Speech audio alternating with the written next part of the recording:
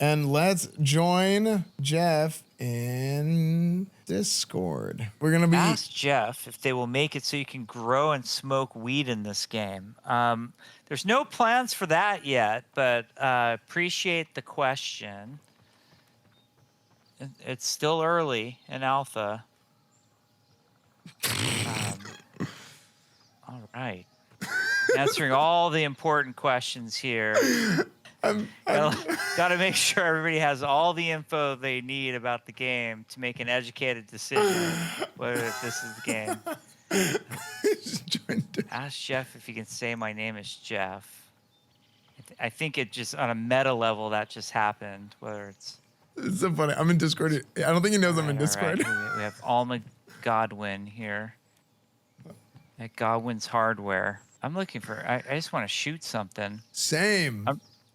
Oh, hello. we connected. Yeah, we're here. Okay. The dream is real. Yeah. Nice. So do we need to... Oh, go ahead. Well, I was just going to ask. So from what I understand with the job boards, you can only have one job at a time. You don't have one quest, right? Correct. So what would you recommend of like, if I'm trying to go through and just like farm jobs, like, oh wait, actually did more get added? Like, I think I accepted one and then more got added. Is that normal? It's possible. If you accepted it last night, like last day-night cycle in the game, the game is 50 minutes day, 10 minutes night. The job board refreshes in the morning. Like you'll hear the rooster crow, and then the job board is refreshed with 3 new ones at that point. Oh, okay. And my strat, like, and not saying that this is meta or whatever, but my strat is first and foremost, I always look at the rewards. Yeah. And usually I'm driven by recipes that I haven't learned yet. Or if I need something really badly, if it's all just kind of the same and it doesn't matter, then I just go more proximity based. And if they're really far, then I'll like look and see if there's another outpost on the way to the job, and then I'll check that outpost job board to see if there's like better stuff there. Okay. Yeah, and then like because we want the game to be really sandboxy and not like a quest-driven like linear game. Right. The jobs are just kind of like casually to make sure you get some money and have some direction. But really, like, mostly what I'll do is I'll take a job, I'll kind of start heading toward it, and then I'll just clear out the enemy strongholds on the way. And oftentimes I just get distracted, you know, just kind of finding recipes, getting gold, all of that kind of stuff. Okay. Well, let's do this. There's Ode to Klamath Forest is like kind of close. Okay. And it's just kill 5 Outlanders. So yeah, let's do it. Let's do that one. Now, do we each go accept the job, or whenever I accept a job, is that like for the whole company I accepted the job? It's for the whole company. The companies are like most everything is really shared in the company. Okay. And we do that just to keep the group like kind of unified, and so you don't get in those modes of like, okay, is it Epo or Epo? I pronounce everybody's name wrong. So, but we're like, oh, okay, Epo, you take this job, and Esfand, you take that job, and you know, Tiggle, you take this job. So, yeah, it's just one job for all of us. No, that's cool, actually, because then, especially if like you're an MMO gamer, you just always try to like min-max as much as possible. It's just like your nature. But with something like this, whenever you kind of take a step back and look at it from like a sandbox approach, it's like, yeah, well, it's like real team-oriented. This is what we're doing, and any way that we can get this done is like good. Yeah, and we'll do that frequently. Like if I am lucky enough to be playing in a 4-person group. Oh, nice. Ooh, that's gonna leave a mark. If I'm lucky enough to play in a 4-person group, sometimes like 2 of us will go and complete a job while, you know, 1 person stays at the base and is like mining and stuff. Oh, he just went savage on that guy. Yeah. That was awesome. That was super cool. Yeah, I think the melee is like really strong. Yeah. It's like a good way of doing it, to like not have to use too many resources. Yeah, not blow your bullets. Later on in like tier 3, we start to introduce shotgun enemies. And man, you really can't get away with the melee that much. Like maybe if you kind of sneak around a corner, but you just get shredded. Oh, really? You can't Okay. even close the distance. Yeah, I tried doing that in man, where was it? There was like a lumber mill. Yeah, the Klamath timber mill.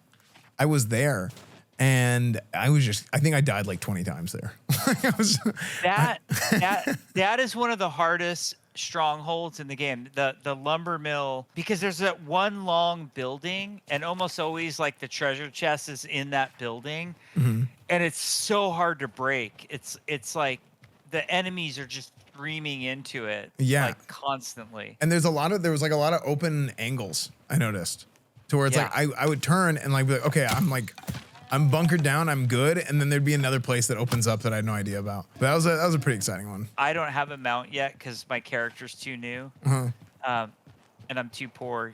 I don't even have a mule. But if you ever have trouble on the hills, try calling your horse. Oh, okay. How much was it? 50 gold, I think, for a mule. Yeah, $50. It was $50. That's what it was. Okay. Yeah. I like them. It sounds like it's like kind of dumb, but it's like funny. I like that the currency is just bucks and cents. Yeah. Instead of dollars. Like, I don't know. It was just funny. It was good. It was we had a lot of discussions about it, like oddly, but that's what game developers do. We nerd out on everything and we like just talk about it all way more than it deserves. But Yeah. we wanted something that like felt kind of in world and appropriate, but it was, I don't know, bucks. Well, bucks is a really good example of that, to where it's like the game's kind of like the setting of the game is like California Gold Rush times, but like, you might have like dollars or whatever, but it's like not. Oh, a bear. So careful. Is that We're bird gonna gonna get destroy us? wrecked. Eppo, axe is out, buddy. Now's it. Oh, he's got a gun. Oh, he drew aggro. Main tank. Oh no. Okay. Oh, Oh, nice. what was the palette? You're gonna know this more than anybody. Seal of Salvation. Was that the lower the aggro? Or was Yeah. that the Blessing of standing- salvation. Yeah. Yeah. Blessing of Salvation. Yeah. There you go. Yeah. Boy, that was controversial. Salvation and vanilla. Oh my gosh. Yeah. Horde players. Yeah. That and Wind Fury. It was like it broke the game. Yeah. So what was that like? Like getting to the point of deciding, you know what? Let's just give Alliance Shamans and Horde Paladins. It was the hardest decision. I mean, ultimately that was Tom's decision because Tom was in charge of the classes. Okay. Tom Chilton, but it was him and Kevin Jordan. But we were kind of one of the things that made WoW so cool was that difference, and like between Horde and Alliance, and the fact that one side had Shaman and one side had Paladin. I think this is you guys want to loot this chest. It's gonna have the best loot. Anytime you see that camp supplies, Yeah. it's super good. Oh yeah, a bunch of gold in there Yeah. and metal parts. But yeah, that was a really tough decision because you're like removing some of the core flavor of the game. But it was two aspects, I think, in particular that pushed it over the edge. One was rating, and in particular, Wind Fury was the deal breaker on rating because of the DPS increase. And then the other was PvP. And again, Wind Fury. Yeah. Wind Fury was a big deal in PvP. Oh yeah. I mean, my whole because that's most of what I do in Burning Crusade is arenas. It changed my class entirely. Like I didn't in Classic 2019, or I guess 2021 for Burning Crusade. I didn't have a shaman to play with until the very end of season 2, and we really didn't start playing until season 3. I always knew. I mean, obviously, I wanted a shaman for Wind Fury. Big damage is cool, but like as far as like the meta and being able to like push Gladiator and stuff, it was like it completely changes my class entirely. So it's a huge deal. Oh wow! Oh no! Save him! I keep I'm like the worst at just like walking into random camps of like desperados. Yeah, yeah. Oh, one more. We all do it, or we're like auto running on our horses and like talking or like looking at a website or something, and then next thing you know, you ride right through it, and you're like, oh my god. Yeah. We're right off the cliff. That's the other classic. Oh, nice. Wait, hold on. You have to look at this. I noticed this on my other character like 2 days ago. Okay. There's these 2 tents. Those are player tents. and they've been out there the whole time. And I'm like, what is that? Like the Donner Party out there? And before, when I was there yesterday, all the trees were chopped down and it was just like tree stumps. And I'm like, does somebody just like make this their home and decided to live up here? Just live in the snowy Yeah. mountains. Yeah, and no ranch, just like. Yeah. I thought it was hilarious. I feel like if you're a game dev, and in any sort of like live service game like this, where there's like an open world, that like sandboxy, whatever, it's got to be like one of the most fun things to do is just to like observe like how people are going to react to the tools that you give them. Yeah, it's awesome. Yeah, as soon as you the game becomes the players, as soon as you let anybody in, you're just like, okay, I guess that's the way it's going to work from now on. Right. It's like the whole idea of like intended gameplay versus emergent gameplay. Kind of going back to WoW, the design of paladins, the original like judgment set, the tier 2 set, it was a ret set. But then in vanilla, every hybrid class or every hybrid healer ended up being a healer in raids, just like mathematically by numbers. When you have like 40 people and like 8 classes, is it 8? Like whenever you have like that many people that you need for a raid, then you got to just have those people heal, Yeah, totally. And then that set was so cool looking, though. Oh yeah. Okay, so we're supposed to find 5 Outlanders out here. Oh well, here we go. Here's some right here. Oh, nice. I missed. Missed again. Look at this guy. He's gonna get an Academy Award. Oh, this barrel, this is exploding barrel. So just be careful. Oh yeah, I saw those before. I keep trying to find a way to like actually use them. I know we can shoot them and they explode, but I never can point them out from a distance. Yeah. You just have to look. Oh, no. You have to look for the red. Yeah, this was a experiment Aaron was running with, and we want to try to get him in a lot more. But Okay. this is the one, this is literally the prototype. There will be Outlanders down here, too. Have you made guns yet? Are you doing okay on guns? I got the first tier of guns, and then somebody handed me like a Harrison repeater. Oh, nice. Do you have ammo for it? I have a little bit. I'm trying not to use it because I don't have that much ammo. So I have I have 15 loaded and then 23 extra. Let me give you this. Oh, whoops! I canceled. I had a friend hand me. I don't like getting twinked or powered. Oh my gosh. Yeah. This gun, that's the tier 2 gun, the Buffalo gun. And we'll find the recipe for me and Epo, and we'll get going on the Buffalo gun. Okay. But that gun, it's like a breech loaded, but it's fun. I think you're gonna like that gun. It's got great sound design on it too. Our sound designer Jacob he's amazing. So. Yeah. The sound in this game owns. It's so good. It's one guy. It's just one sound designer did Really? it all. So he gets all the credit, and he's absolutely amazing. Yeah. Everything about the sound in this game is so good. I love it. Sound is one of my favorite parts of video game. I have such deep appreciation. I loved the sound design team on Overwatch. Also, they were just wonderful. Oh yeah, I remember Overwatch. So there was a period of time, almost 2 years, where I played almost no video games. I barely played any video games, and I think it was around the time that Overwatch came out. And I remember seeing Overwatch and was like, "Oh, Overwatch, this looks cool." And especially because that was also around the time that like esports was really like becoming a thing, and things were getting like. Overwatch League. I think Overwatch League was like right around what year was that? Was that 2016, 17? It was, we kind of got going at the very beginning of like 2018-ish. The idea was forming around 2017, and then 2018 was when the league really started. So there was that other player there, Ophelia, I think. I forget who it was. Yeah. They must have cleared this out before us. That's why it was empty. Right. Yeah, because that was around the time that I started streaming. streaming. I remember Overwatch League like becoming a thing around the time I started. It was like shortly after I started streaming, so that makes sense. I remember like being like, man, I kind of wish I got into Overwatch, but I felt like I was too late because it was like I think 2 or 3 years into the game.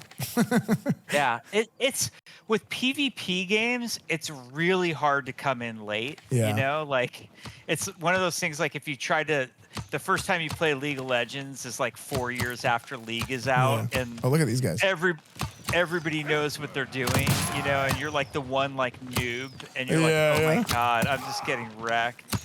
But I don't know. I think even to this day, Overwatch is super approachable, and they have an amazing team. Like the group working on Overwatch, because I helped put that team together in the early days, but they've included a lot of new members of the team and a lot of people I'm very familiar with, and they're like a really world-class dev team. So I'm sure they have some great new stuff, like all the recent changes they've done. I'm sure it's good. Yeah. Did we finish the job? Oh, we I did. think we did. I think we finished the did. job. Okay. So should we run back, or my fast travel's on 3 minutes? No, we shouldn't go back yet. We gotta like take out some, like, let's go to like yellow or something like that. Find Okay. something. We gotta get in trouble. Okay, I'm down. Yeah. Well, so I have this undiscovered area. Oh, yeah, directly let's go to north. blue. Let's go to blue. That's perfect. Okay. See, if you jump and press and hold space, you'll probably catch air with your glider. Oh, There you go. nice. That is fun. Goodman's going to redo the controls on it, though, because if you're not careful and you press your S key while you're doing it, you will crater yourself. Okay. This gun is way better, by the way. Yes, that's the upgrade. The first gun, the first rifle you can make, primary slot, is called the Harrison muzzle loader, and that's the one with the real long like load time with the ramrod, and you're pouring the black powder down. Then the upgrade to that is this breech loaded like trap door rifle that you're using called the Buffalo gun. Okay. And that thing just has a much higher rate of fire, but it's still black powder ammo, which is like the lower level ammo. But it feels like a huge upgrade if you're coming from the Harrison muzzleloader. Yeah, the reload time alone is like that. I mean, that's just such a big upgrade on its own. Yep, and you'll get that. Like, actually, somebody did they give you the Harrison repeater? Yes. Okay, the repeater. That's like you can have 17 shots in that thing, and it has a much higher rate of fire. So Yeah, that one's crazy. As you keep leveling up, your guns keep progressing too. How far? Yeah. Oh, yeah. 6 shooters. We're gonna be able to get, like, actually the tier that we're at. We should be able to get single action 6 shooters. Then at tier 3, there's a gun which is a double action 6 shooter, which is really, really great. Which I enjoy. And there's also like a legendary form of that double action called the Iron Bison. But you have to, like, wandering around out here somewhere will be one of the bison is named. It's called the Great Bison. Okay. If we get its horns, we can make an Iron Bison, which is basically like a double action 6 shooter, but it absolutely hits like a truck. Okay. Does it look any different than the other bison? Or is it just, you'll notice whenever Okay. Oh, the bison. Yeah, the bison does. It's much bigger. It has bigger horns, and it's like shade of fur is like, it's more brownish or goldenish. Okay. Oh, I'm gonna hit this. Nice. Oh, look at that. Esports right There you go. Competitive Legend of California. Yeah, totally. Here we go. Legend of California League is coming. Yeah, please, let's not start yet. Yeah. Deep breath. My heart's beating fast. Yeah. My palms are sweating now that you said that. So. Yeah. No, yeah. Let's say it. We'll stay away from that one. That was a. What is it? Trigger warning? Is that Yeah. So the Irvine Company Ranch.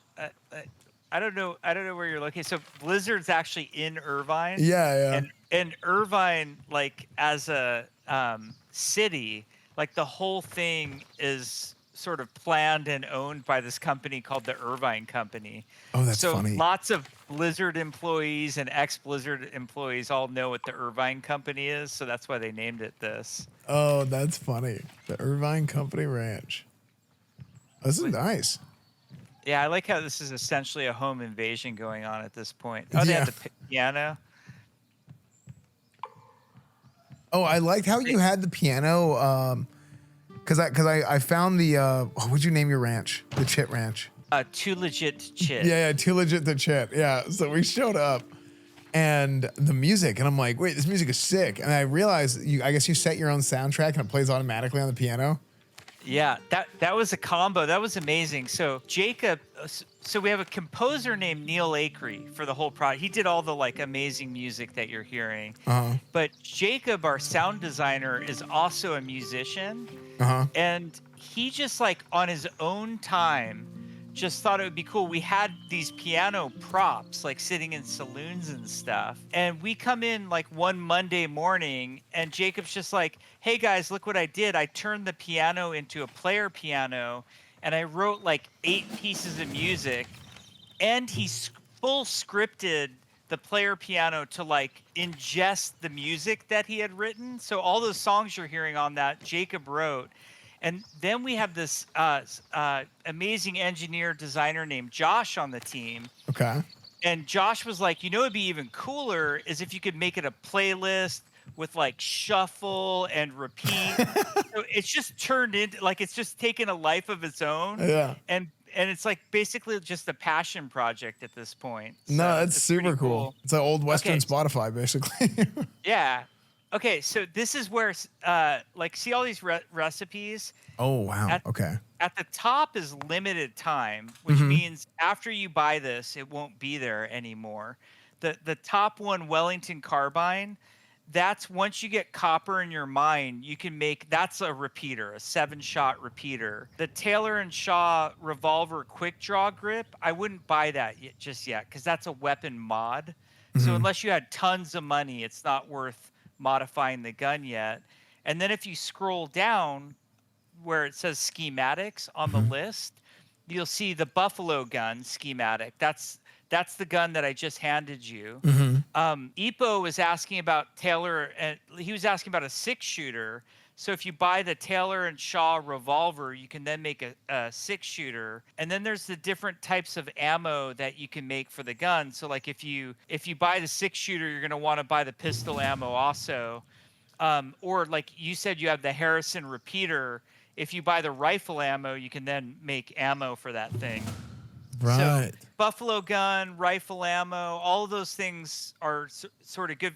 You have the tough choice to make right now because you only have 59 gold. Yeah. So it's like, do you get the buffalo gun or do you buy the rifle ammo and kind of go from there? You know, well, this is kind of where my mindset is. If it's limited time for the Wellington Carbine, I'm thinking like maybe it would be wise to just like long-term play, just get that now. But I mean, I have to sell something for it. But yeah, here I have some ore on me. I'm selling. There you go. You can buy it now. Okay. Because I actually have I have a modification for Wellington Carbine that I learned earlier. Oh, nice. So nice. I kind of wanted to, but like, how do I didn't know where I could see it. I guess will it show up after? Mod? Yeah. Yeah. There's a thing called the weapon modification table, and there's 3 ways to get it. 1 is sometimes jobs will offer it. 2 is you can actually buy it where it fingers firearm. So she sells it right here for 90 gold. And then the other way you can get one is if you press J and open your challenges and then click on the tier 2 tab at the top. All the way at the bottom on the right hand side, there's a challenge called Into the Red. It's wide, Into hard the Red to. tier 2. Wide, hard to. And if we do, those are all PvP challenges, so we have to be up for that. But if we like kill 20 desperados in a PvP area, 10 animals, loot 10 small chests, and 3 camp supplies, you'll basically get a weapon modification table without having to buy it at that point. Okay. So depending, like if you're more of a PvE player, we just go grind PvE stuff and then buy it here. But if you're like a PvP player and you want to save 90 gold, we can go do the PvP challenge. So it's kind of up to us. Right. Okay. I mean, I haven't done any PvP yet, but I would love to if we can get. I think we're close. PvP, if I remember from my last playthrough, like if you look at the map, I'm kind of. Thank you for the. I'm like, am I not muted? Okay. I'm putting. Thank you for the 25 gifted Ty. Hope you're good, man. PvP stuff is, and of course we're on stream, so we are so gonna get stream snipes. Yeah, that's how it goes. Yeah, the Rush streamers is pretty brilliant, actually, what Rush streamers do. There's probably a way to do this in OBS. I'm too much of a noob in OBS to know. But they bind the same, like in Rust, the map key is actually G. And then what they'll do is they'll bind their G key to like an overlay in OBS that brings up like a fake map that just like, or like it's like a streamer ad or something like that. And they'll bring that up every time they look at the map, so you can't stream snipe them so much. Yeah, see, I have a dual PC setup, so I can't even do that. I'd have to like put it on like a Stream Deck button or something, and have like I'd have to do something. I'd have to do some kind of wizardry to figure that out, because I'd have to put an input into one computer that does a different input on the other computer. They know how to figure out where you are. Like it's very hard in these open world PvP games to stream. Massive props to the Rush streamers who do it.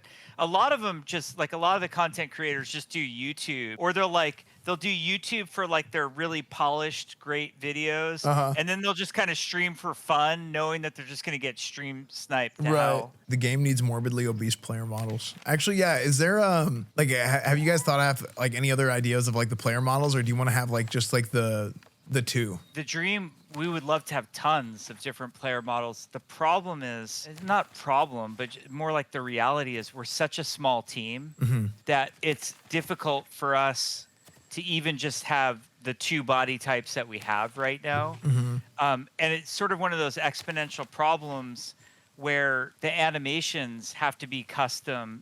There's some reuse and some sharing you can do, but like, holy wow. Yep, this is going to be interesting.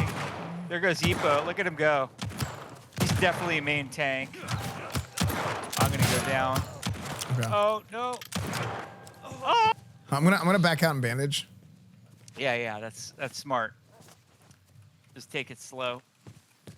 Okay, a headshot. That was nice. Is there any more? Do we get them all? Yes, one more.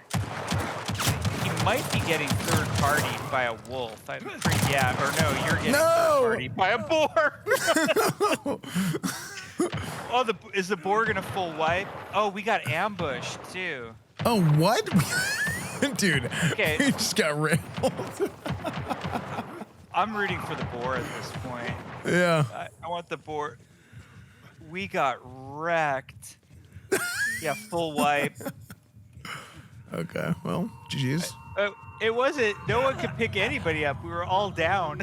Yeah, I was like, okay, there's one guy left, and then I was about to shoot him, and then I got like knocked in the back, and I was like, what the heck? And then I got shot, and then all of a sudden a whole nother crew comes in. So this is actually gonna be challenging to get our stuff back because, oh wait, is there like a house out here? Where did those guys come from? Maybe they came from this hideout. Yeah, I wonder. I'm gonna go to the house first and move down from there. Cause it's like that's smarter. Oh yeah, there's two here. Oh, these guys are pushing me too. Yeah, come up to the house. I don't think I can get away from this tree, but I will as soon as. Okay. Two down. Okay. Oh, they're between me and you in the house. Yeah, there was a few guys in the house, but I think I cleared it. Oh, and there's a chest here. Oh. A hideout stash. Oh, we got him. Nice. Okay. So the hideout stash, is that personal loot? Like anybody can loot it? Or does it just go straight to all of us whenever we're in a company? No. The hideout stash is personal loot, which is on purpose. And then those what we call the treasure chests, the big gold chests in the points of interest, those are also personal. And that's why like the hideout ones always have a bunch of bucks and ammo. Bucks is that personal currency. Right. And ammo is also very personal too. Like it's right. So that was the thought, like kind of give company rewards in the more public. Oh, it looks so cool if you look to the west right now. Like the sun is setting. Oh, dude, yes. Fog. That's. Yeah, we saw this yesterday, and like my chat was like, "Holy cow!" Yeah. That's our lighting artist, Mike Mara. He worked on a bunch of great games, but most recently was Diablo. He was on the Diablo team, and he's a huge fan of you and WoW Classic. Oh, So, really? yeah. He was so excited when he's like, "Oh, we're talking to Esfand." Oh my god.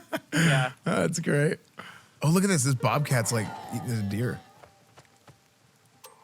Oh, Rude. frick. I gotta avenge the deer, Yeah. and then rip its skin off, of course. Yeah. Well, we don't want it to go As to waste. one does. Yeah, I mean, that would just be, it's disrespectful to not use the corpse, right? We're only honoring it Yes. by ripping its hide off in the most respectful and honorable way, of course. You know what I really, really like? I like how you guys have it's like a little highlight on like at nighttime on some of the animals and stuff. Yeah. I like that a lot because I'm like terrible at tracking things in general, but also I'm like slightly colorblind. So I just anytime like there's like things that are like anything that's like even remotely difficult to see is like super difficult for me. That was the art team. The art team is great on this project because like obviously they want the art to look great, but they have that sensitivity towards gameplay too. Of Yeah. like oh god. Oh, what the heck? If it's nighttime and nobody can see. Speaking of which, I'm getting shot through no. something. Okay. Am I? I think we're getting shot through the mountain. Okay, hold on. Let me res you. Okay. Do you see him? Oh, okay, yeah. Oh, yeah, we're getting shot. We just got shot through a rock. That is a bug. Oh, I'm so sorry. I'm so sorry. No, that's good. That's what the playtests are for. Yeah. I feel like if you have a playtest and you don't find bugs, then it's like the playtest. It's not that it was a waste, but it wasn't the most effective playtest it could be. Because it's not a waste because it's like, okay, well we know these things work. If what you said is true, this is the most valuable playtest in the history of alphas because the amount of busted stuff. Like, I'm just sweating bullets right now. Of like, wow, we have a lot of work to do. Yeah. Like, oh my god. Yeah. Well, that's what there's always people that get like upset whenever they're not in any sort of playtest or alpha or whatever. Because they're just like, the why not me's, right? This is what I say. I'm like, well, look, at the end of the day, like, yeah, like you want to play the game. Like only a couple hundred people were invited even, like not too many. So you have that, but they're not only nice. Oh, what? We didn't. What happened? Was that? Oh, no. I didn't even get knocked. Because that was probably your last.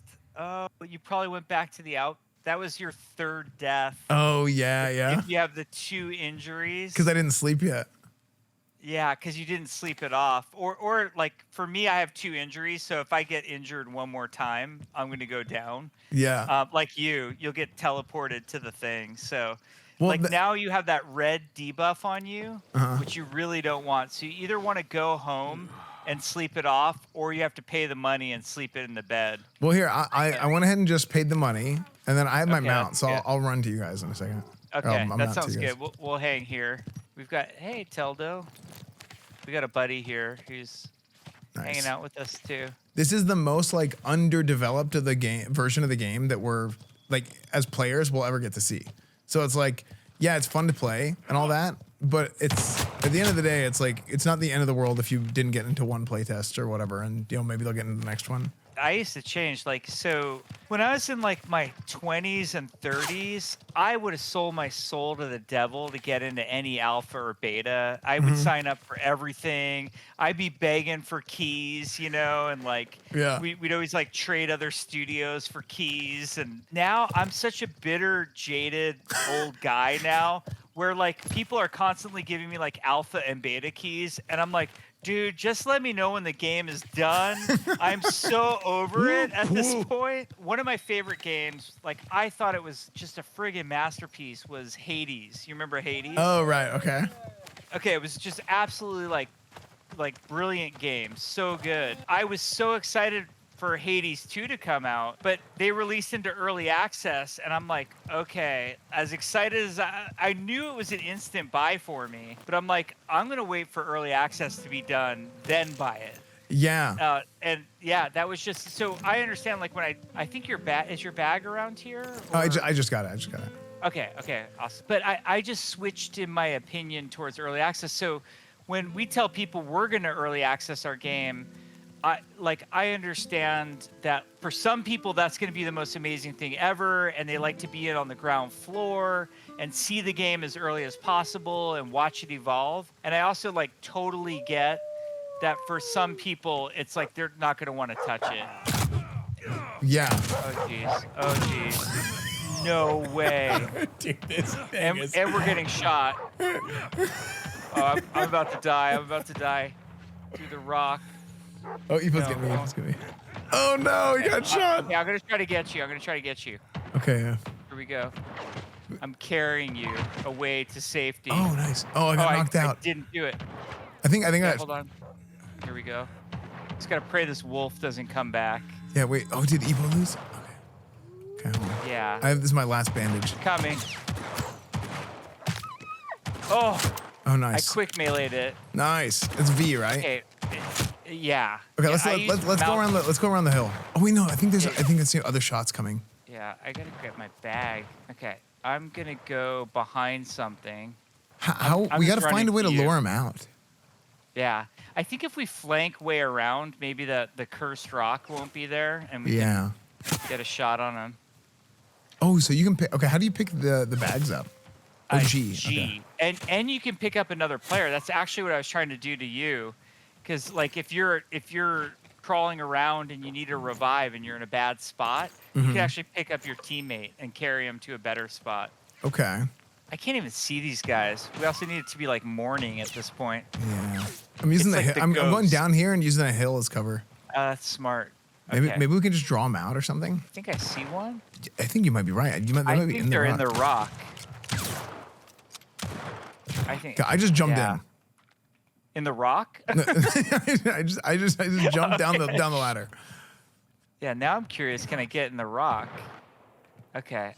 I think these are just some busted dudes. I wonder. Oh. That hurt. Oh, no. I'm gonna die to this now.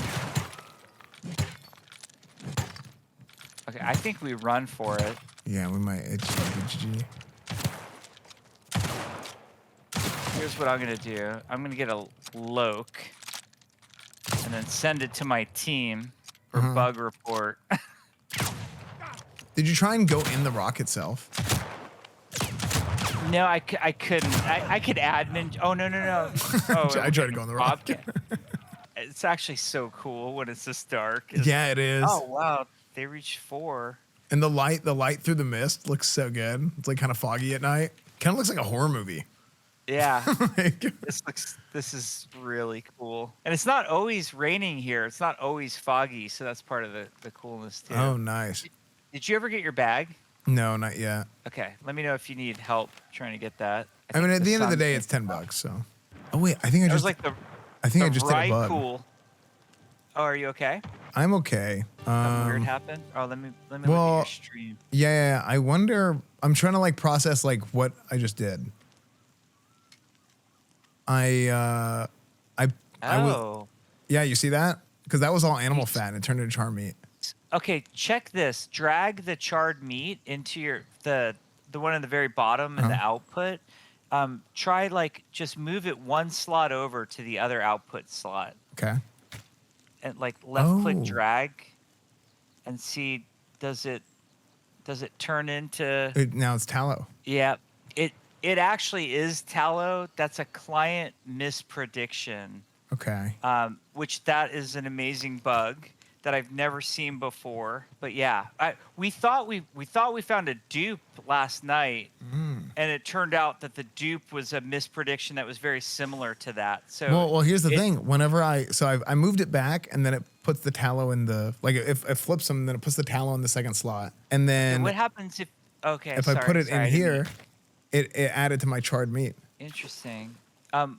What happens if I use it? Yeah. Like, I guess at this point, well, if I'll split it. So, I mean, chances are, because I think I only had one charred meat. So if consuming charred meat. Yeah.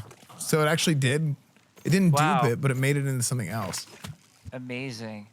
So you unlocked advanced cooking feature. It was going to be a surprise. We were going to tell everybody We're gonna announce it for beta that we had introduced advanced magic cooking, but I guess we'll just show it to everybody today on the stream. So I wonder what I just did. You just took another like 2 weeks off my life, is what you just did. But, yeah, that's what we accomplished in this. Yeah. Like I My. said, I will break every game. Stop stealing. That's Let's game it awesome. out's content. That was Leave some awesome. bugs for him to exploit. Well, we have all we need is reproducible steps, and now we have that. So that's good. My goodness. Yeah. Yeah. If you think, look, 2 weeks is nothing. All right. You keep talking to me, it's gonna be 2 years. All right. Nice. Well, that's cool. Well, I have a bunch of food for us now. Nice. Yeah. Dude, this is a pretty wait, what is this gate for in this mine? Is it one of those little Easter egg moments? Oh, and there's a door here. Yeah, I love this one. Someday we'll know what happened down here. Yeah, it looks like somebody came in and cleared this one out. Well, I see Teldo.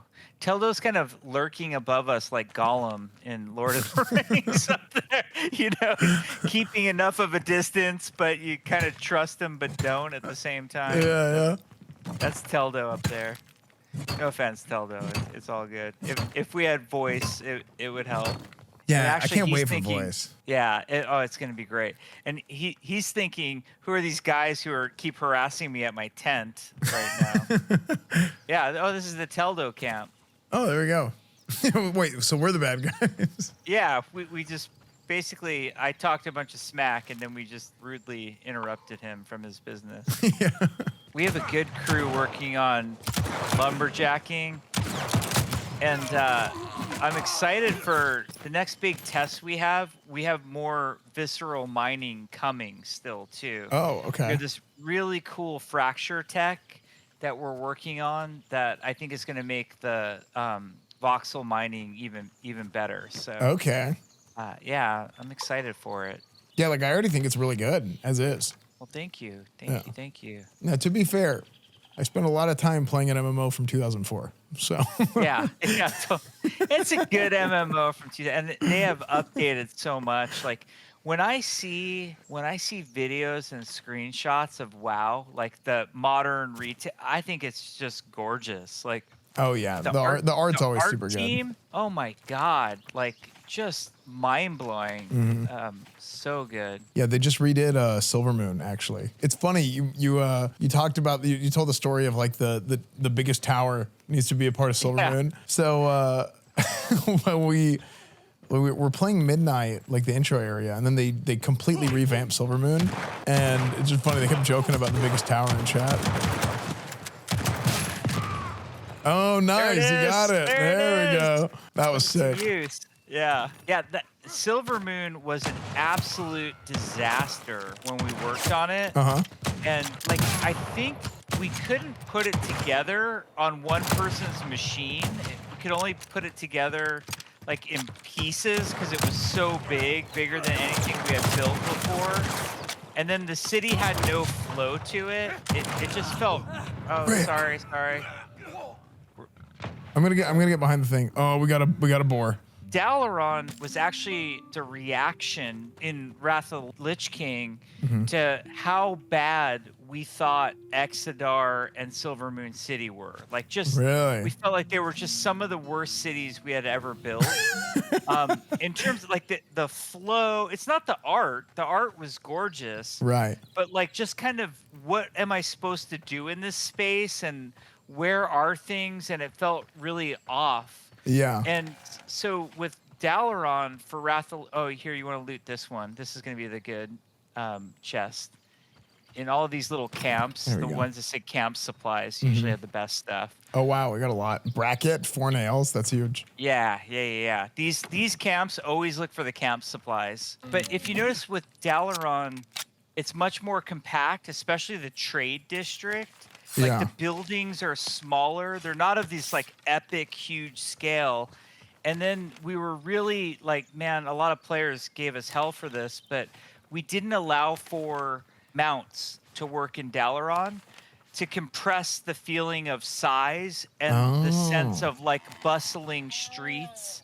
There's a really great designer, a guy named Corey Stockton, who's been on the WoW team since Burning Crusade, and sort of like he was leading the charge to make Dalaran. We had the badge of shame from the Burning Crusade cities, and then we're like, we have to do it right.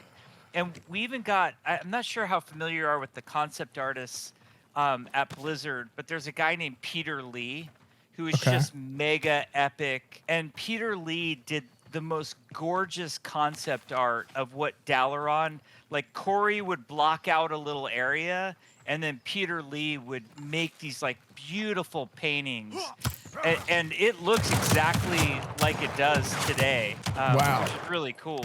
Yeah, that's but all awesome. of that was because Silvermoon was so bad, and no one ever went there. It just wasn't functional. I think flying mounts and that whole discussion in MMOs is like a whole can of worms. And I think in most cases, I don't like it very much. But I do think flying helps out new Silvermoon a lot. Oh, good. Yeah. I mean, honestly, flying helped out new Orgrimmar when they redid Orgrimmar. Oh, Org's another one that's rough. Yeah. Yeah. So I think it helped out there as well. Yeah, it's so rough because, flying, that was the feature, like the big exciting feature for Burning Crusade. And we thought it'd be awesome, especially with like the design of Outland. Yeah. And we talked a lot about it. We're like, this feature is going to break WoW if we allow for it outside of the expansion. And look at that. It's so cool. See in the distance, the grain elevator from here, like how far you can see it. Oh, yeah. That's, I love the vistas. Yeah. That looks so cool. If you guys had the master glider, you'd be able to glide right to that thing. With No this way. Really? Sturdy glider, you're gonna fall pretty fast. And the makeshift glider, it's like basically like a parachute. So sorry, I should Wow. be following you. Epo down. We gotta find him. Uh-oh. I'm looking on my map. Oh, and then he's right here. Oh, I'm sorry, dude. What happened? Did he just fall down the thing? Oh, he must have fallen down the... Wait, is this a thing that you can fall from? Well, what we need to do with this, because we can make anything an elevator. I want to make this an elevator. Got into a scuffle at the very top. One guy left. Okay, we'll get the guy. We've got your death bag here. It's right here. We'll just leave it here. But I'll go try to clear the guy at the top. Oh, I think I found out where Epo fell from. Oh. Whoa, I'm getting shot. Yeah, there's a guy here. I killed one up here. It might be, they're coming. They're closing in on us. Yeah. I think we're getting reinforced, which can happen. There Okay. are events where you get reinforced. Nice. And I hear an elf just going nuts on everybody out there, which Yeah. is... Oh I my love God. that the animals fight too. Oh, I love that actually. And even like trying to like use them to your advantage. Like I try and like jump on boulders and like line of sight, and then the animals just like change their mind and decide to kill somebody else. It's great. This chest I just got is sick. I got a level 2 axe, traveler's axe. Yeah. Awesome. Yeah, doing the strongholds is like the way somebody's bag is a death bag. Who's not even one of the guys who's here right now, just someone named Sarath, just poor guy. Oh, I've seen him around actually. See, that goes back to what you were saying about like small servers and small communities. Yes. Like I saw that guy like 2 days ago. Actually, this was really funny. I saw him like 2 or 3 days ago in game, and then he replied to my tweet, and I recognized him just from randomly seeing him in game because he was AFK at the first outpost that I went to, and I thought he was the vendor at first. And I just remembered his name from that, and I was like, "Oh wait, this is another player." I love the small server thing. Like I remember we were playing when our first server that we played on in WoW. I was undead Horde. And we would PvP all the time. And so you got to know Alliance, not just like their names, but what their characters look like. Yes. And there was like a human male, and I was like undead male warrior. And there was this human rogue named Whiskey Heart. Okay. And my wife and I ended up just like loving this dude out of like, when you have respect for your enemy, like we fought this guy. So every zone we'd go in, it's like, we're finally on to Wrathy Highlands now. And next thing we know, we're like warring with Whiskey Heart again. Yeah. And like, even though there was no like voice or whatever in WoW, we sort of like built this bond with this guy, and that like only happens on a small server where like you get to know, you know, your enemy to the point that you start to like respect him. Like, oh, Yeah. it's Whiskey Heart. Wait, what is that? Here are the Oh, a headshot footsteps. of Bison. Okay, I aggro the Bison. Good luck. Okay, we'll help out. We'll help out.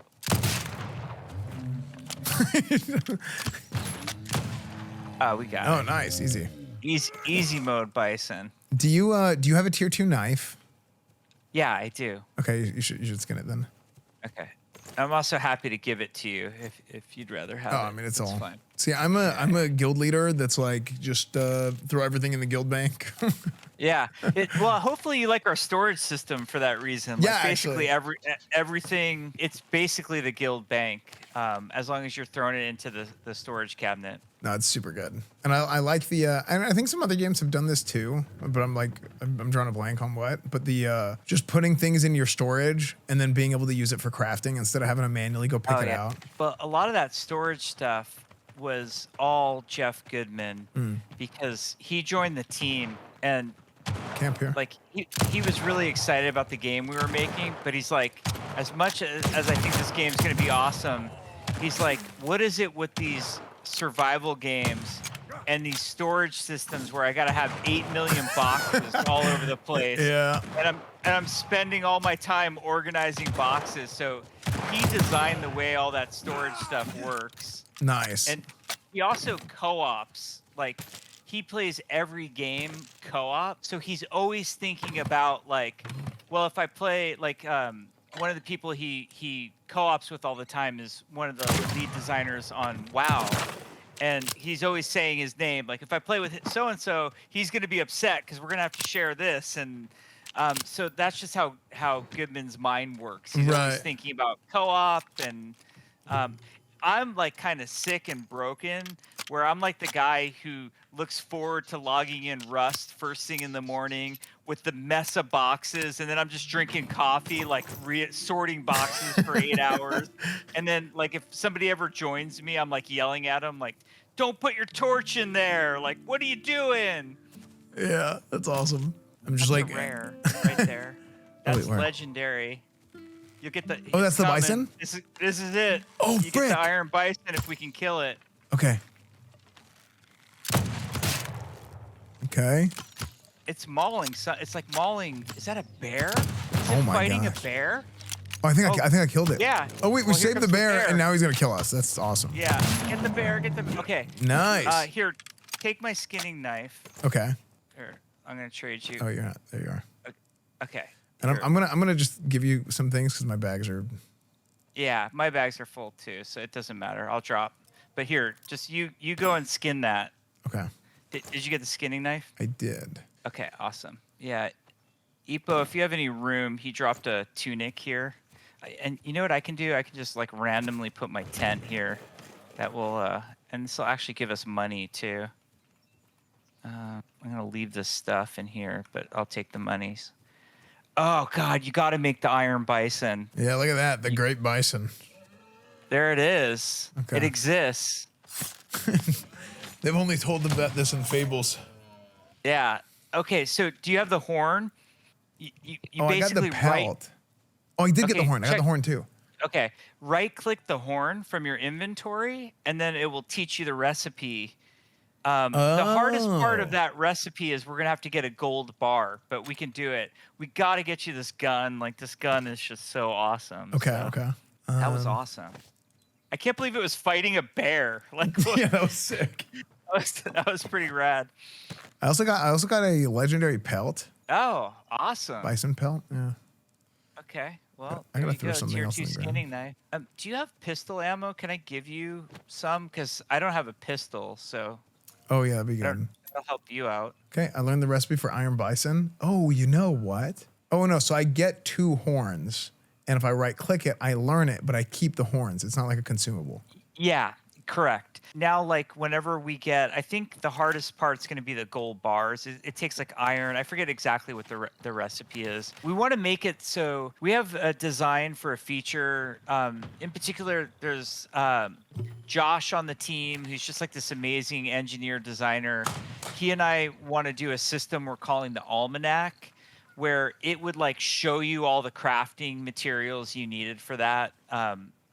So that's one of our dreams we hope to get to. I don't know if we'll get to it before early access or during early access, but that's something we'd like to get. Oh, this little chest is upstairs, by the way. So, like, do you have I mean, I don't know if you guys have said or not, and I missed it, but like, do you have a timeline that you guys have put out so far for like a beta or? No, I keep saying beta should be a few months after this alpha. Like, the first thing that's going to happen tomorrow is I'm going to sit with Tim and go, hey, Tim, what do we learn from, like, because, I have all sorts of design opinions, but on the tech side, I want to know, like, what's our level of confidence? Like, we had a lot of hiccups in this alpha, and I think if we rolled into beta with this level of hiccup, it would be rough especially if we opened up to a bigger population. Like, a lot of players can't wrap their head around, like, yeah, it's an unfinished game. There's going to be bugs and jankiness. So I'm going to talk to Tim. He and I will have a long convo tomorrow and figure out, like, okay, our current beta plan, let's just stick with it. Or, do we have to change anything? I have utmost trust and faith in Tim. So it would be wrong of me to put out any sort of timeline right now, because I'm probably just wrong at this point. Yeah, there's a lot of times where you're like building anything, and while you're building it, it's like, yeah, like this is what I think will happen, but then you have 100 obstacles that come up, and you're never really 100% sure. I think, like, what's funny is people used to say this when I was working at Blizzard, where they said, Blizzard doesn't have dates. Blizzard's just going to ship a game when it's ready. And I'm like, okay, I worked at Blizzard for 19 years, and I had a date the minute I walked in the door. We just didn't really talk about them, and we were willing to push the date to get the game right. And that's what I think, like, that's one of the things I love about Blizzard, is that they have that mentality. And that's the hard part, because for the community's thinking, why can't you be more transparent with us and tell us all your thoughts? And, like, they kind of do the thing where they like, hey, it's okay, bro. We get that things are going to change or whatever. But not everybody really gets that things are going to change. Right. You get a lot of people just like really angry at you. You're like, I don't know. I think we're going to beta in a couple months. And then a couple months go by and they're like, but you said you were going to do this thing. I'm like, I said it was my best guess, Yeah, so. It's pretty frustrating because, like, I say this all the time. People, that was kind of like one of the, like, recurring sentiments years ago that was like, oh, Blizzard needs to listen to the community and this and that. I'm like, man, the longer time has gone on, I'm like, I feel like sometimes when they listen to the community, it's like they do that, but then the community, like, doesn't want what they said they wanted, and then they get upset about it. And it's like, what are you gonna do? It's so nuanced. I think it applies, like, it's not a Blizzard thing. It applies to all of game development, right? Or anytime you're in a position of expertise. Like, imagine even you're a doctor, like, you have a lot of skill and training in something. You should always listen. That part of it is correct. You should always listen to feedback. The hard part for both developers and the community to wrap their head around is it's not always correct to action on that feedback. Right. I think people understand it a lot better. The two examples that you can always use that people understand is an airline pilot or an emergency room surgeon, where it's like, yeah, they should listen to our feedback, but, like, they have this level of expertise. And we also sort of understand, like, if the airline pilot or the surgeon screws up, like, people are gonna die. And because we work on video games, like, the stakes are just as low as they get. It's like okay, if we listen to the wrong people, we end up with Dungeon Finder, And I'm like, all right, you know, Dungeon Finder is like the black eye to me. Like, if you Yeah. ever want to poke a wound and get me going, That's like so funny. there's not enough bandwidth on the internet for me to talk about what a disaster Dungeon Finder is That's and so how funny. bad it was for World of Warcraft. But if you ask any player around the era when it was implemented, they would all be saying like, God, it's so hard. I've got to like, talk in chat channels and track down a tank and a healer. I wish I could just magically press a button and end up in the dungeon. And I'm like, you kind of, you feel like a real jerk, and you feel like you're being pedantic, and you feel like you're talking down to your audience. But as a developer, you're going, you will do irreparable damage to that game if you implement Dungeon Finder. Irreparable damage. Yeah. No, I'm a big Dungeon Finder hater too. So I love hearing this. I think LFR, Dungeon Finder, I think all that stuff is just so bad because it leads to other problems. Yeah. So when you talk about like friction in any game, you can't have too much friction to where somebody can't get into something, right? And actually like play the game. But when there is enough friction there that is, okay, this is something that I want to do. It's difficult enough to get it started. You need to have enough friction to keep them involved and keep them playing it. Because now it's like, okay, well, I can just press a button. I'm a tank, right? I'm a tank. I press a button, immediately get into a dungeon. Hey, this dungeon sucks. I'm out of here. I'll see you guys later. And I'll just press the button again and I'll get right back into it. It causes these other problems with the game that like people don't even see whenever they're suggesting something. They don't see that it's going to have this snowball effect on like the community or how people just naturally play the game and how they operate. There was a great, I've mentioned his name to you before, but brilliant game designer. He was the first game designer on World of Warcraft, a guy named Eric Dodds. Mm-hmm. And like World of Warcraft would not exist in the form that it does without Eric Dodds. And Eric went on to make Hearthstone. He gave the talk at GDC, or if he did it, I forget where he did it, but he has this whole talk that's about don't get rid of too many of the rough edges in game design. There's always an instinct, especially like if you go to like forums and Reddit and like the really experienced players, they'll point out every problem with every game and they'll want to solve every single problem. But I truly believe this about game design, that there is not a right and wrong answer to game design problems, that every game design solution is a trade-off. And you're always, whatever you're gaining, you're giving something up for gaining that. Like whether it's, you're gaining depth, but you're adding complexity. There's so many like variables, and you have to be able to play the game in your head 1 week from now, 6 months from now, 1 year from now, 5 years from now, and think about like what weird direction did you just take the game in, because it felt like you were doing like this convenient, easy fix that people just wanted right now. And it's really hard, especially like I run into this all the time, and I'm guilty of this as a game developer. And it sounds so terrible. I know people are going to beat me up for it, but there's a moment where you go, should we even solve this problem? Like, okay. Oh, I totally get that.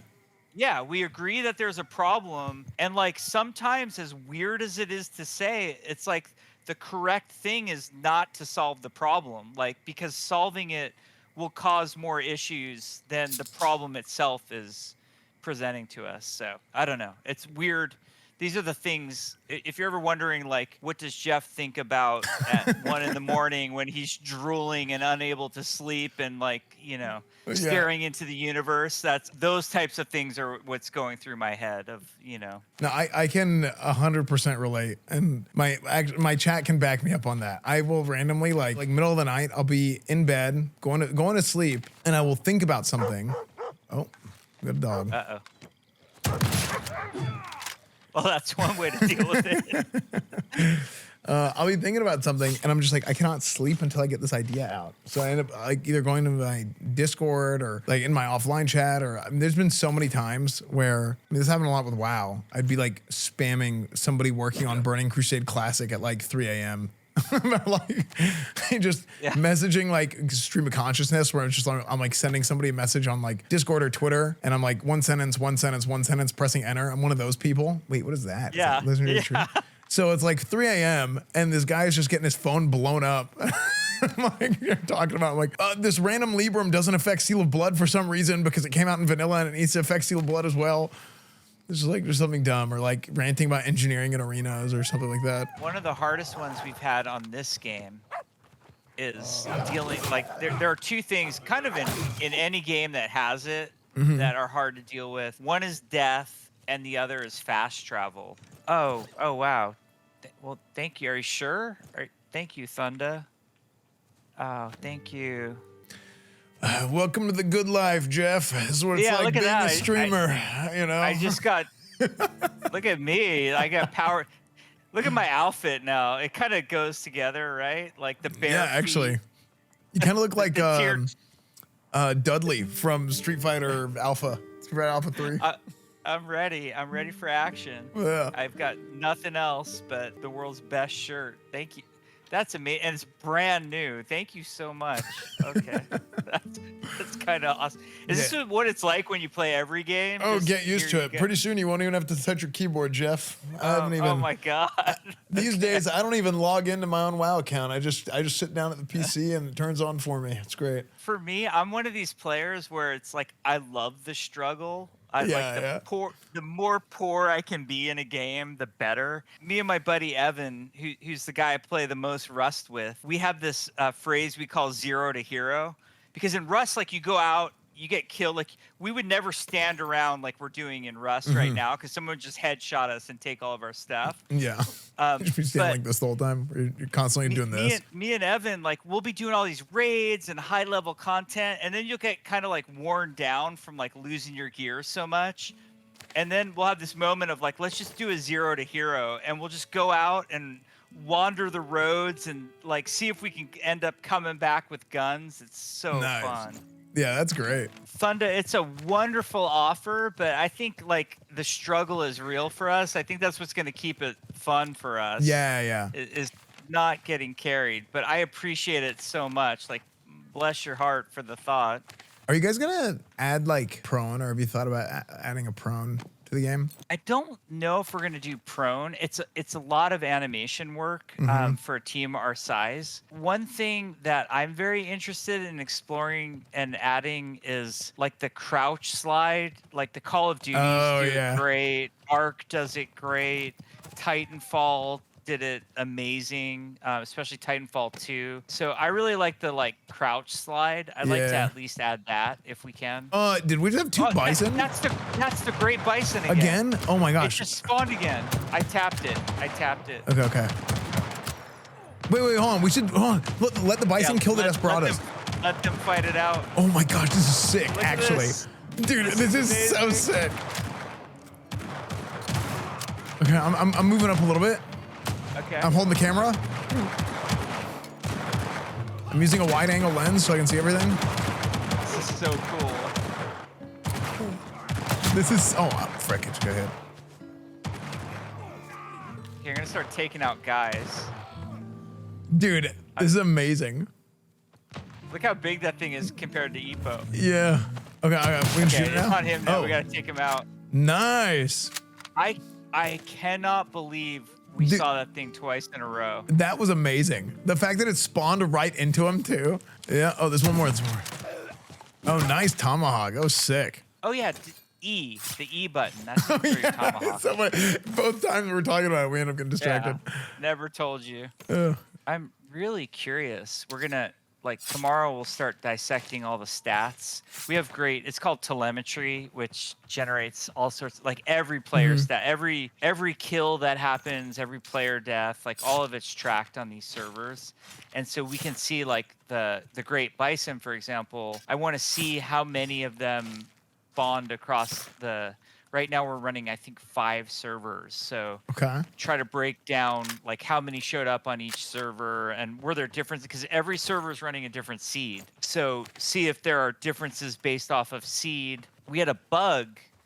There's another rare animal like that one called the white stag. And there was an island where the white stag was just chain spawning that we discovered. Oh, we had to really? fix.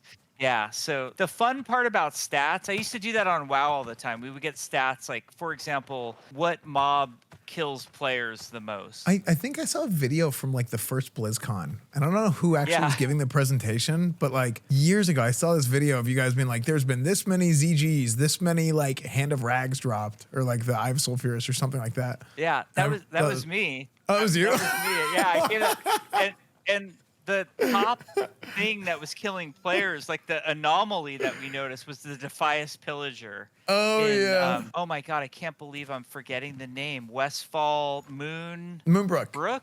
Yeah, Moonbrook. Yeah. It was because they had a fireball. It was because they had that fireball. Yeah, that was insane the main thing. damage at that level. Yep. And also back then, people didn't like understand the concept of like line of sight and like the start of a cast time and the end of a cast time very well. Yeah. So like you just space tank it. Yeah, they would just sit there and just get torched by like 200 damage fireballs almost at level 17. You're just like, what the hell? Like half my health's gone. But yeah, In at Moon. Yeah, that is absolutely. that's super funny. Memory. But you always look at, like with stats, you always look at the top and the bottom. Like the other one on WoW that was always revealing is like what creature's getting killed the most. And I remember one time, like I used to look at that report like every single week. I would look at those stats, and it was like the satyrs in Desolace were getting killed the most across servers. Oh, And for demonic runes, like, probably. no, it was we had hired a new designer, Okay. and somebody was showing him how to hook up loot tables. And as like a demo, he hooked up the epic loot table to the satyrs and Desolace. So the satyrs and Desolace. I thought you said. No, anyway, sorry, keep going. I thought you said Yeah. So they're dropping epics. That's and we're like, crazy. first of all, nobody ever wants to go to Desolace. Why are they going there? It's like, oh no, we're just giving out endless epics in Desolace, and that's how hot fixes are born. That's crazy. Yeah. Hey, I gotta ask. Do you remember the website ashbringer.com? Do you know about it? No, I do not. So, I'm a huge Paladin Ashbringer like lore nerd, right? Like I love everything Paladin. I love it. So there was a website years ago called ashbringer.com where they would track all the like little like any sort of breadcrumb of evidence of how to find the Ashbringer in a WoW was like documented on this website. There was a forum. There was all this stuff. Like it was like the Nat Pagal fishing stuff, the corrupted Ashbringer going to Scarlet Monastery and talking to Fairbanks and that whole thing. Now, I remember years ago hearing that like what happened, because when you talk to Fairbanks, he's like, the only person that could uncorrupt the Ashbringer is in the Outland or something. It's like the phrase, the sentence that it says. And this is before Burning Crusade came out. Not too long before Burning Crusade, but like 6 months or so. And I spent hours, like days, months, forever trying to find this thing in Outland, so like find the guy in Outland who was going to uncorrupt the Ashbringer. And a bunch of people did. And then supposedly there was some interview at some point that was like, what happened? Because everything kind of led to the Ashbringer being uncorrupted in Outland. Like, why did you guys like what's going on there? And then I remember the answer just being like, oh yeah, we kind of forgot about that. is that actually what happened? That sounds I don't know. That would have been the quest team, which by Burning Crusade, I was not leading the quest team anymore. I was very involved with the quest team, but like that particular quest was probably one of the quest designers like jammed it out with Metzen, came up with like what the story was going to be, and then they started implementing it, and it sounds like somebody just went rogue at some point. Right. That's what that sounds like. Okay. Yeah, that's super funny. I've always wondered like what actually happened there. And then it was a whole like, oh, well, it's been too late. I mean, this sounds like it might have been a Metzen thing where it's like, yeah, like maybe we shouldn't do anything with the Ashbringer. It's too powerful a weapon. The only person that can use it is Tyrion Fordring. And then that was like how Wrath, like the whole intro part of Wrath with the Death Knights and everything. Is that where that came from? Yeah, well, I see Metzen was amazing. I never imagined Metzen saying like that would be too powerful. Like Metzen just loved going like the creativity was a fountain with him. So I think what happened was somebody jammed out a quest line with Metzen. Metzen probably got super excited about it. It wasn't Metzen's job to like follow up and like, oh, show me all the steps or whatever. He would just like walk in for an hour straight, just talk about like the most amazing stories ever. Like you'd want popcorn, you'd pay admission to go to a meeting that Metzen was in because he was that entertaining. And then he just kind of like walk out, and the whole time you're thinking like, how much of it has he been planning that since like Warcraft 2? And then how much of it was he just walked in and started like riffing basically, and you never knew. And the Ashbringer being dropped like that, I guarantee that's on the quest team and not Metzen. Right. Okay. Yeah. I just imagine I've never had the chance to actually like talk to Chris Metzen. But every story I hear about this guy, I imagine him being like the, have you seen the Charlie from Always Sunny, like Pepe Sylvia meme? Like, I just imagine him being like this in meetings, and just, it's like he has like all these different ideas and just like sends them. And everyone is like, what the, every story that I hear about him is like this. He's amazing. He is like hands down one of the greatest creative minds that I've ever worked with. And he's like a huge mentor and inspiration to me, and just like honestly, and I know this sounds really cheesy, but it's just like an honor to be in the room with him and listen to him go. He has just worlds in his head. Like that's sort of where he's at. And he's also just like super cool and nice and funny, you know, just all around like very special human being. That's awesome. Yeah, and just super smart guy too. Like he just kind of gets it. Some people like really fight game design, especially when it comes to either creative direction or art. Like, because game design can be kind of a bummer, right? Like, like, oh, this field looks gorgeous, and then you get a game designer in, and they'll be like, dude, you need some cover in the field, so I'm gonna put some 1 meter high boxes all over it. and you know, like you could be like a creative director type or an artist type, and you'll be like, you just ruined my whole field with your ugly boxes. But Metzen wasn't like that at all. Like Metzen always was willing to serve the gameplay and bend the lore to fit the gameplay. Even when it went, like, I'll give you a great example of that. If you played Warcraft 3, the lore and fiction of Warcraft in that era was that night elf sentinels or warriors could only be female. Right, I remember that. And night elf druids could only be male. And like I remember Alan, myself, Rob Pardo having the convo with Metzen of like, hey, it's going to be really hard in World of Warcraft. It's going to do weird things if we don't let there be like male and female warriors and druids. And he was totally cool with it. Like he just kind of got it and understood. And even though the reasons he had done that stuff in like Warcraft 3 made total sense for that game, he was willing to adapt and evolve his creativity to like make sure that the game was great. It wasn't about like him always being right. He always cared that the game was amazing at the end, and he really trusted like game designers, artists, programmers. It was awesome. That's awesome. Yeah, that's super cool. Anytime you have anybody who's in charge of anything, leading anything, it's like a really valuable trait to have, to be able to, a lot of times people talk about delegation, but like delegation comes from trust. That's really like the core principle. It's like, okay, I have these other people on my team that they're in this with me, and they're here for a reason, and they have like the same end goal. So it's like whenever everybody like buys into that idea, and then that way everybody knows, well, at the end of the day, like they're trying to make the best kind of product at the end of the day, right? You're trying to come up with the best thing that you can. I think you articulated that extremely well, and also like warms my heart because I could tell you were a guild leader. You know, like 'cause the same thought applies to like a raiding guild. You know, so it was really well put.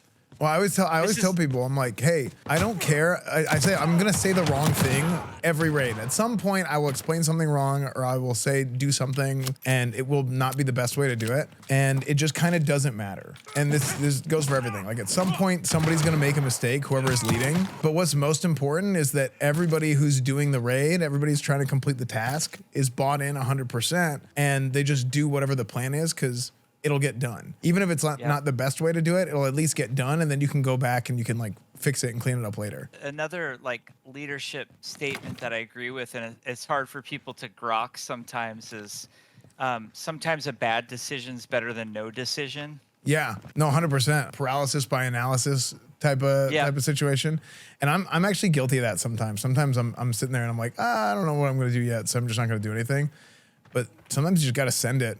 Because if you do something, if you make a decision, and I say this and it's like half a joke and like it is real, but I always say that I never lose. No matter what it is, I'm never losing in anything that I'm doing. But it's not because I'm not losing by like other people's standards. It's because whenever I do lose, I'm still winning in that I'm learning what I did wrong, or I'm learning what not to do. So it's still a win. So I win and I learn. That's what my L's are. They're learnings, not losings. It's super smart. I mean, it almost like, it sounds cliche to say this, but I really believe it. I'm going to hit the barrel. Oh, did I get it? Did I get it? Come on. I think one of us hit it. Oh, there it is. The guy walked away from it. Yeah.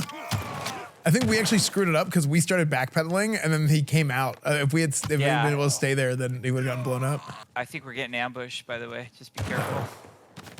But, you know, in my career, this has been true for sure, where you just learn way more from your failures than you do your success.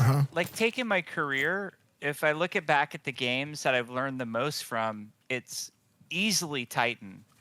Because when you fail, it's very, like, it's in human nature to reflect upon why things failed and analyze the failure and analyze the mistakes and think about how it could have gone right. But when you have success, a lot of the time success becomes almost like voodoo. A lot of times we hold on to things that didn't actually cause the thing to be successful in the first place. It's like the phrase that I use sometimes is, we were successful in spite of this, yet we will use it as a reason why we were successful, when in fact we could get rid of that. Like that wasn't a part of the success at all. But failure, you're laid to bear, you know, like there's no hiding from it. It's just, obviously it didn't work, and it allows you to be a lot more reflective and grow a lot more. Yeah.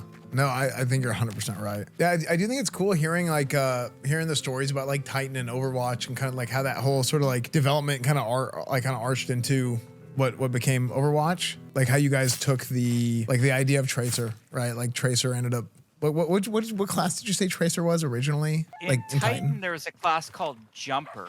And okay. That's where Tracer came from. The sunset over the fishing vendor, the rare fishing vendor. Yeah. Yeah, it looks pretty awesome. Yeah. No, it's super sick. Actually, speaking of which, I'm gonna double check that vendor.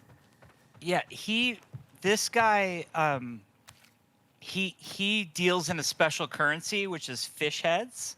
Oh yeah. And you get those through fishing. So like if you're super into fishing, this is like the place to be. And this guy's location is obviously like different every single time. So on this map, he happens to be here. Oh, nice. We lucked out. Yeah. I wrote a whole backstory about this guy that no one will ever read because we don't have a lot of lore in this game. But like, and I haven't actually, like, we have this amazing designer named Eric on the team, and he and Goodman sort of focused on fishing recently, and then really talented artist named Priya who made all the fish. She made 55 fish for the game. Oh, wow. Yeah. So, but we got them all in, and then my plan for the alpha was Thursday, Friday, Saturday, like hit tier 4, do all the end game stuff, you know, like push really hard. And then on like today, I was going to go hard on fishing. And if you look at your challenge, oh, thank you, Ipo. If you look at your challenges, there's like tons of personal challenges for fishing. And then I was going to do those today, but like, instead, we had a bunch of emergencies, and day went how the day went, and I'm rolling with it. So yeah, here we are. I'm trying to see if I can get to that from here. Frick, I suck. Oh, apparently, whoever's out there just the water's not super deep. But oh yeah, maybe we can just send it. Yeah, we're gonna evolve fishing a bunch too.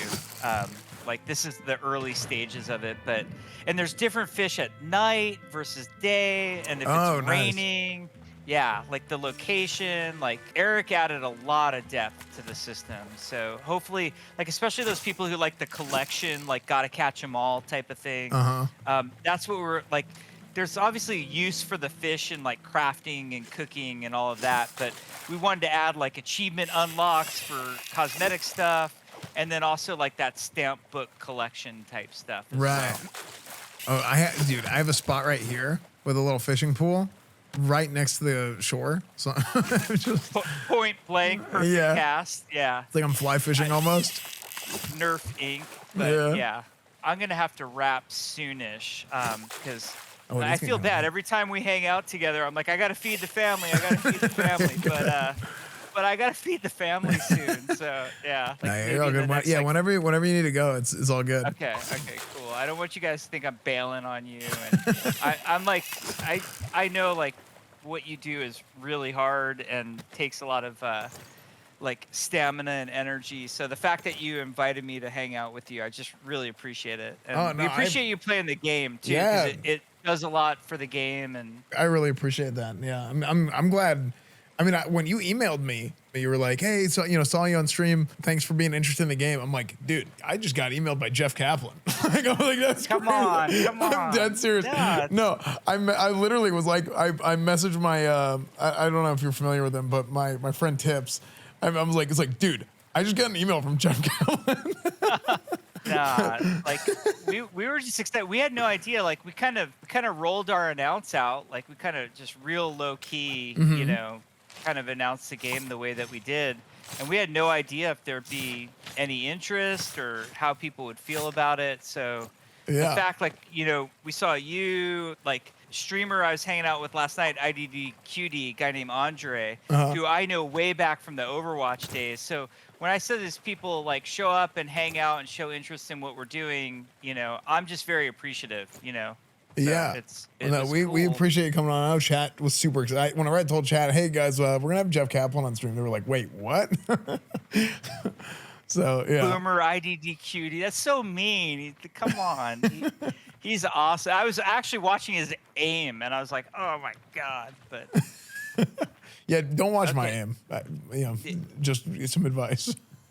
Mine is terrible. Okay, I want to hand you. Actually, what I'll do is an EPO help carry because I'm gonna log out. I'm gonna go do dinner with the family, but I'll drop as much of my stuff here. So any of it that's useful to you in your journeys, try to make that gun. If you can. Oh yeah, I gotta make the gun. You're gonna need gold. I do have some gold nuggets in the actual ranch. I think I have 2. Oh, nice. So I just turn them in the bars somehow. Okay. Here's the bone broth, the most important thing. Yes. Take it you guys don't want a bow. Oh, this shirt, and someone gave me dynamite, of course. But yeah, the shirt is actually amazing. When Thunder, thank you again for the shirt. That's like the best shirt you can get in the game. Yeah, there you go. And let's see it on you. There we go. Oh, look at you. And you got the hat too. All right. Yeah, it looks awesome. Sick now. That's really cool. Okay. Well, thank you, Esfand. It was so nice meeting you, hanging out. Anytime you want to hang out, just let me know. It's super fun. And I just want to say thanks to everybody in chat for listening to me ramble and distract you guys. And the true MVP, Epo, hanging out with us. And yeah, we'll talk to you all later. We'll try to communicate with you guys, but oh my God, do we have a bucket of bugs to fix? So forgive us if we're a little bit quiet for the next couple weeks, because we have a lot of work to do. And I'm sitting here on Sunday night and I'm like, wow, Monday is coming. But thank you, Esfand. Yeah. And we'll chat soon. We'll play soon. You know how to get in touch with me, and just thank you. Yeah, 100%. Thank you. No, I'm super down. This has been a great time. So awesome. Okay, we'll catch you later. Take care. All right, we'll see you later. Okay, bye. Man, isn't Jeff great, dude? Jeff is fantastic, man. Actual legend. Yeah. Dude, I think like you can just tell like whenever somebody is like they just exude passion. This guy loves what he's doing. He loves video games. And he has so much knowledge and experience, and he's just been around so long, and he's seen so many different things. It's just fun to talk to the guy, man. Just learn from him, man. Kaplan, Ben Brode, and Chris Metzen are goated. Yeah, I mean, dude, so many guys, right? I mean. He mentioned a lot of guys, like, you know, talked about like Kevin Jordan or John Stat, some of the guys that we had like years ago. So I used to have a podcast called Classic Cast before Classic WoW came out. And like, I had the pleasure of getting to talk to those guys, and I never got a chance to talk to Jeff. It's been super cool to get to talk to Jeff and get to know Jeff. And it's been awesome. Play along style interview is incredible, actually. Yeah, maybe we should do more, because I didn't really think of it as an interview. We were just hanging out. But I do think that's a really good point. It is almost like an interview, but it's not. And it makes it really fun.